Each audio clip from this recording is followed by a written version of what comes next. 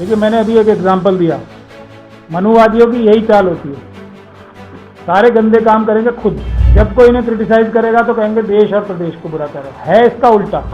योगी जी का काम सिर्फ नफरत फैलाने का ही में एक्सपर्ट हैं।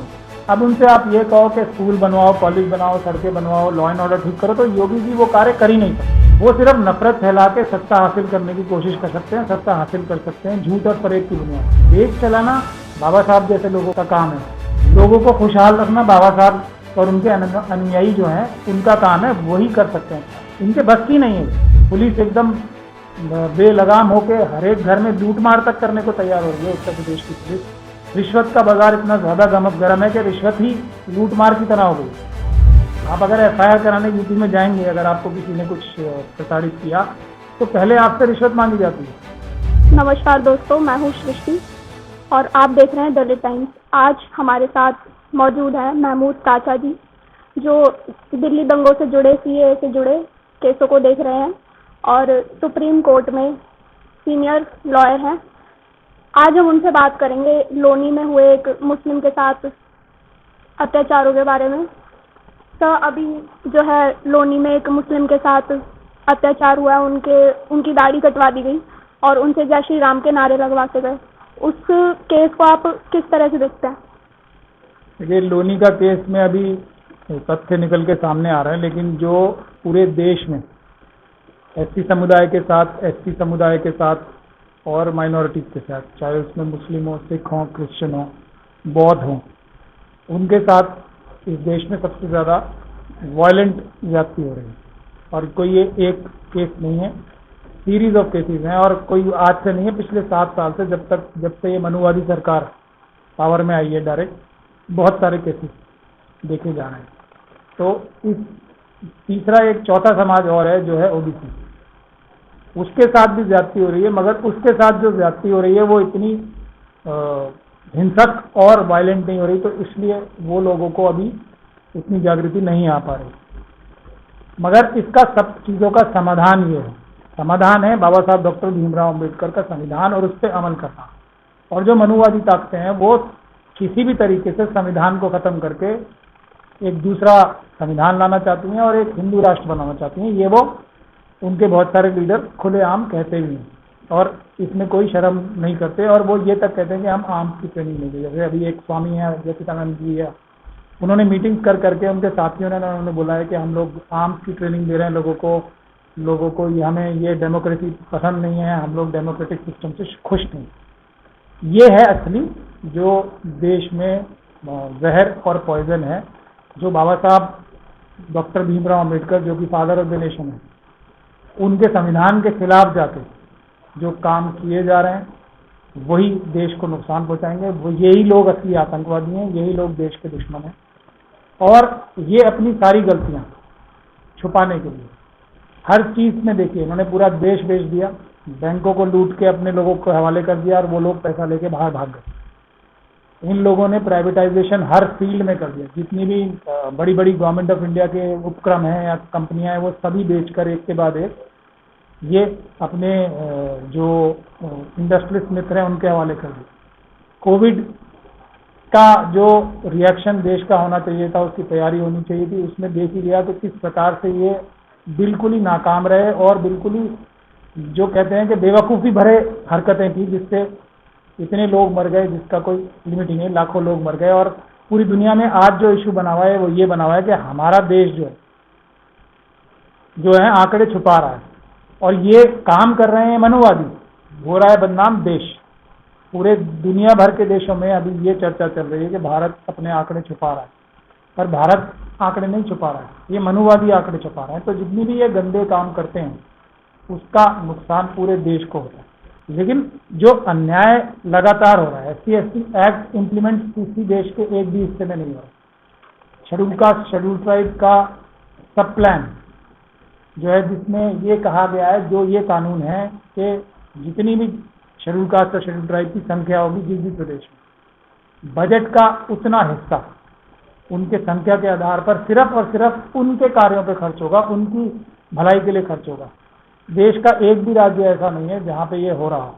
और ये फंड ऐसा फंड है जो अगर एक साल में खर्च नहीं हुआ और जो बच जाता तो वो अगले साल में चला जाएगा। वो सिर्फ और सिर्फ खर्च होगा तो शेड्यूल कास्ट और शेड्यूल ट्राइब के लिए।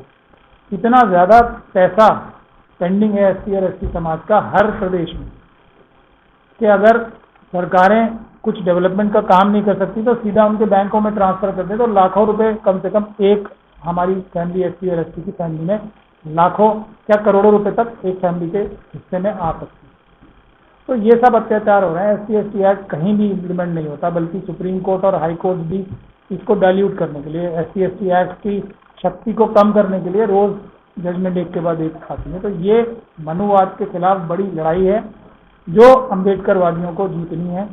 और जैसा कि हम सब जानते हैं कि हमारी संख्या 85% है, तो जिस दिन 85% संख्या इकट्ठी होकर एक साथ अपनी सत्ता हासिल कर लेगी बाबा साहब के दिखाए रास्ते पे, मैं समझता हूँ सबके साथ ही न्याय होगा। खासतौर पे एससी एसटी ओबीसी माइनॉरिटी और महिलाओं के साथ तो न्याय होगा, क्योंकि ये सभी जो ग्रुप्स थे वो बाबा साहब को प्रिय थे और उनके लिए बाबा साहब ने बहुत अच्छा संविधान बनाया। हम लोग उस संविधान पे सिर्फ अमल करा लें तो सबका भला हो जाए। तो अभी राहुल गांधी जी ने बयान दिया है, उन्होंने ऐसा बोला है कि उत्तर प्रदेश में जो कानून व्यवस्था बिगड़ती जा रही है, लेकिन योगी जी कहते हैं कि राहुल गांधी जी जो है वो हमारे प्रदेश को बदनाम करने की कोशिश कर रहे हैं। उसके बारे में क्या कहेंगे?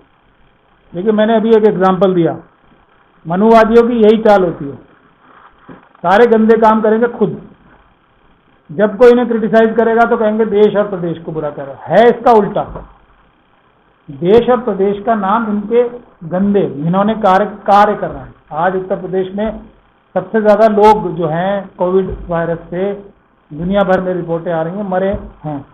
योगी जी, क्योंकि योगी जी का काम सिर्फ नफरत फैलाने का ही में एक्सपर्ट हैं। अब उनसे आप ये कहो कि स्कूल बनवाओ, कॉलेज बनाओ, सड़कें बनवाओ, लॉ एंड ऑर्डर ठीक करो, तो योगी जी वो कार्य कर ही नहीं सकते। वो सिर्फ नफरत फैला के सत्ता हासिल करने की कोशिश कर सकते हैं, सत्ता हासिल कर सकते हैं झूठ और फरेब की बुनियाद। देश चलाना बाबा साहब जैसे लोगों के का काम है, लोगों को खुशहाल रखना बाबा साहब और उनके अनुयायी जो हैं उनका काम है, वही कर सकते हैं, इनके बस की नहीं है। तो इसीलिए अब कोई उत्तर प्रदेश ने लॉ एंड ऑर्डर खराब किया है, प्रदेश ने लॉ एंड ऑर्डर खराब किया है, कि इनकी सरकार ने, योगी जी की नाकामी ने लॉ एंड ऑर्डर खराब किया है। यहाँ पे पुलिस एकदम बेलगाम होके हर एक घर में लूट मार तक करने को तैयार हो रही है। उत्तर प्रदेश की पुलिस, रिश्वत का बाजार इतना ज्यादा गरम है कि रिश्वत ही लूट मार की तरह हो गई। आप अगर एफआईआर कराने यूपी में जाएंगे, अगर आपको किसी ने कुछ प्रताड़ित किया तो पहले आपसे रिश्वत मांगी जाती है।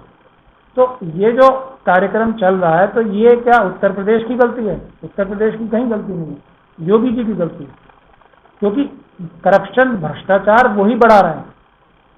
जो कोविड वायरस की बीमारी है उसको समझने में वो नाकाम है, उत्तर प्रदेश नाकाम नहीं है। तो उत्तर प्रदेश का सिर्फ ये झूठ बोलने में एक्सपर्ट है। हर नाकामी, हर एक व्यक्ति मोदी जी को क्रिटिसाइज कर रहा है, अमित शाह जी को क्रिटिसाइज कर रहा है और योगी जी को क्रिटिसाइज कर रहा है या उनकी भर्त्सना कर रहा है, क्योंकि वो गलत काम कर रहे हैं। लेकिन देश के लिए तो देश तो सबका है, अपनी बुराई कोई खुद थोड़ी कर सकता है। तो ये चीज़ है, ये इनका ये नाटक समझना चाहिए और देश और प्रदेश के पीछे इन्हें नहीं छुपने देना चाहिए। देश सबका है, उत्तर प्रदेश की कोई बुराई ना कर सकता है, ना उसकी छवि खराब कर सकता है। सिर्फ योगी जी की छवि खराब है ही, और वही बताई जाती है कि आप एक अच्छे व्यक्ति नहीं हो, आप एक नाकाम व्यक्ति हो, आप एक भ्रष्टाचार को बढ़ावा देने वाले व्यक्ति हो, आपको किसी चीज़ की समझ ही नहीं है एडमिनिस्ट्रेशन। ये कहा जाता है। इसको उत्तर प्रदेश का इस सबसे क्या लेना? सर, जैसे हम देख सकते हैं अभी योगी जी जो है वो आरएसएस को ज़्यादा फॉलो करते हैं, मंदिरों में जाते हैं, हिंदुत्व जो है उसको प्रमोट करते हैं, मुस्लिम्स के फेवर में वो नहीं होते हैं, मस्जिद नहीं जाते हैं। तो कहीं ना कहीं आपको ऐसा लगता है कि ये जो अभी केस हुआ लोनी वाला, या अभी यूपी इलेक्शन भी सर पर है, तो कई दंगे भड़काने के लिए सब ऐसे काम किए जा रहे हैं? देखिए, जो लोनी से ज़्यादा आपको जो उन्नाव में हुआ अभी रिसेंटली, उस पर ध्यान देना चाहिए। वहाँ क्या हुआ, वहाँ की पुलिस के सड़क पे चलते जो एक फल बेच रहा था व्यक्ति, उसको क्यों मार रही थी? आप बताइए मुझे। सिर्फ इस बुनियाद पे कि उन्हें अत्याचार करके नफरत फैलानी है एक मुस्लिम समुदाय के प्रति, क्योंकि कार्य उनके पास नहीं है। दूसरा, ये पुलिस वाले रिश्वतें मांगते घूम रहे हैं सब जगह, और उसको ले जाके फिर थाने में उसकी हत्या कर दी जाती है। ये है बड़ा अपराध। इसको आपको समझना चाहिए। और लॉ एंड ऑर्डर की जो स्थिति है वो बिगड़ इसीलिए रही है कि भ्रष्टाचार का बाजार गर्म है। और योगी जी ने क्योंकि खुली छूट दे रखी है कि आप एक समुदाय को तंग करो पुलिस को। CA-NRC के प्रोटेस्ट में भी यही हुआ। हमने हाई कोर्ट में रिट डाल रखी है 6 डिस्ट्रिक्ट के SP और DMs के खिलाफ कि इनके खिलाफ कानूनी कार्रवाई होनी चाहिए, हत्या के मुकदमे दर्ज होने चाहिए। तो ये उसको भी उत्तर प्रदेश सरकार उसको डिले करा रही है वहाँ पर। तो ये सब जो कार्रवाइयाँ हैं वो इसीलिए की जा रही हैं कि जनता का ध्यान, और उत्तर प्रदेश की जनता एक बात अच्छी तरीके से समझ ले, जो टेस्ट या ट्रायल रन मुसलमानों के साथ किया जा रहा है पुलिस द्वारा, वो दूसरे समुदाय के साथ भी किया जाएगा बाद में। और ऐसा हो भी रहा है, जर्नलिस्ट के साथ ऐसा हो रहा है। SC/ST के साथ तो खैर मुसलमानों से भी ज़्यादा अत्याचार हो ही रहे हैं उत्तर प्रदेश में भी और पूरे देश में, लेकिन जर्नलिस्ट के साथ। और अब तो जो सबसे बड़े मनुवादी हैं ब्राह्मण, वो भी इस बात के लिए बड़ी शोर मचा रहे हैं कि ये जो ठाकुर राज यूपी में योगी जी ने चलाया उससे तो ब्राह्मण भी सुरक्षित नहीं है। तो ये सब चीज़ें हैं जो देखने की हैं। जो एक मनुवाद क्या है, दूसरों का हक, दूसरों का पैसा, दूसरों की ताकत, दूसरों का सब कुछ छीन कर अपने पास कर लो। तो योगी जी अब एक मनुवादी मानसिकता को यदि वो फॉलो करते हैं तो उनका काम यही होगा कि वो ब्राह्मणों से भी सब कुछ छीन के, बाकी सबसे तो छीनना ही है, सब कुछ अपने पास ले आए। तो वही वो कर रहे हैं। तो आपके इस ऑफिस में भी रेड हुई थी अभी थोड़े टाइम पहले, इसके बारे में बताइए। इसके बारे में क्या बताएं? देखिए, उसमें तो सीधी सीधी बात यह है कि वो हमने वीडियो मांग रखी है जो कोर्ट के निर्देश पर वीडियोग्राफी रेड के दौरान की गई थी 15 घंटे की। उसमें पुलिस के लोगों ने, जो बन के आए थे पुलिस वाले या पुलिस के लोग थे, वो उन्होंने खुल के अमित शाह साहब का नाम लिया है कि अमित शाह साहब आपको मरवा देंगे, अमित शाह साहब आपको जसलोया की तरह मरवा देंगे, आपको झूठे केसों में फंसा देंगे, आप CA-NRC के पक्ष में और ये जो मजलूमों के केस आप कर रहे हैं माइनॉरिटीज़ के और SC/ST के करना छोड़ दो, नहीं तो अमित शाह साहब आपको। ये तो उसमें वीडियो में है, इसीलिए वो वीडियो छुपा रहे हैं। तो हमारे वाले केस में तो एक्चुअली मैं समझता हूँ सभी अम्बेडकरवादियों का फ़ायदा होगा जिस दिन वो वीडियो आएगी तो इनका जो घिनौना चेहरा है वो सबके सामने आए। लेकिन वो इस चीज़ को छुपा रहे हैं। लेकिन सारी दुनिया ने देखा इस बात को कि भारत का संविधान, बावजूद इसके कि सभी संस्थाएं आज कमज़ोर कर दी गई हैं मनुवादी मानसिकता द्वारा, चाहे वो कोर्ट हो, चाहे वो जुडिशरी हो, चाहे वो पुलिस हो, चाहे वो सरकार के अफसर हों, या जितने भी लोकायुक्त हैं, ये सब चीज़ें CBC हो, CBI हो, NIA हो, सब तो कमज़ोर कर दी गई। इसके बावजूद भी भारत के संविधान में इतनी ताकत है कि 200 पुलिस वाले अगर बंदूकधारी आते हैं और वो गैर कानूनी काम करना चाहते हैं तब भी वो लोग वापस गए बगैर कोई हमारा नुकसान किए या कोई भी गलत काम किए बगैर हम उन्हें भारत के संविधान से वापस भेज पाए। सर, अभी उत्तर प्रदेश के इलेक्शन सर पर है, तो अब जैसे हम देख सकते हैं यूपी सरकार का ये बहुत बड़ा फेलियर रहा है कोरोना वायरस को लेकर, लेकिन फिर भी जो ये सरकार है कहीं ना कहीं छुपा लेती है और हिंदुत्व को सामने लाकर इलेक्शन जीत जाती है। तो इस बार ऐसा कुछ होगा, क्या कहेंगे आप? देखिए, किसान आंदोलन चल ही रहा है यूपी में ज़बरदस्त तरीके से, और जो मंदिर में इतना बड़ा घोटाला, जो 2 करोड़ की जगह खरीदी उसको 18 करोड़ में बेच दिया, यही तो इनका बुनियादी काम है। मैंने आपको क्या बताया, किसी भी जगह भ्रष्टाचार करना ही बुनियादी मनुवादी मानसिकता का काम है। तो वही वो कर रहे हैं। लेकिन मुझे लगता है इस बार जनता जागरूक है, चाहे वो अपोजिशन भले ही कमज़ोर लग रही है, लेकिन जनता इस बात के लिए मन बना चुकी है कि मनुवादियों को किसी भी प्रकार से सत्ता से बाहर करना।